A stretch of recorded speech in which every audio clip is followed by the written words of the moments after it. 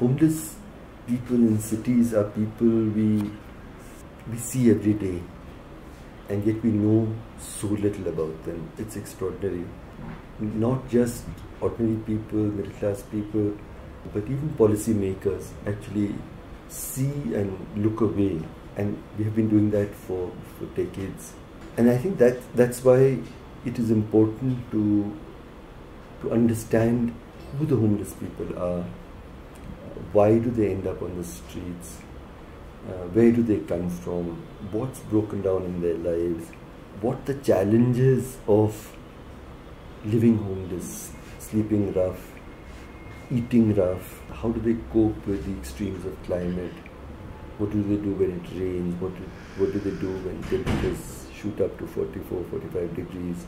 What do they do when it's near freezing point? How do women suffering almost continuous sexual violence night after night for years? Where do you go to the toilet? What happens when you fall sick? How do they earn their livelihoods? There is so much about how human beings, no different from you and I, placed in impossibly difficult and brutalized, hard conditions. How do they cope? How do they live their lives?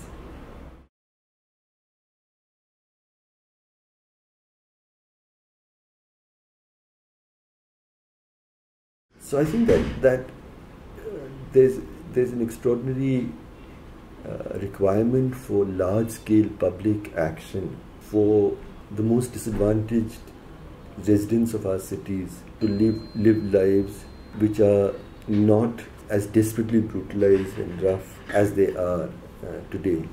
But I think to inform this public action, it is important that we know these populations more. And I think it is in this context that we conceptualized a knowledge hub where all our collective understanding of people, very small number of people who work among homeless people, and even smaller number of people who actually get around doing actual bits of ethnographic research to understand their lived experience and the predicaments. I think it's important that we try to bring this together cumulatively on a platform that informs, and I think I would say three kinds of audiences. So one, it would inform the people who work among homeless people, and I think the second is to inform people who are responsible for policy and law, and the third, I think it is to respond to inform people at large. The people at large would be, on the one hand, middle class people, people who live in cities and who see and look away.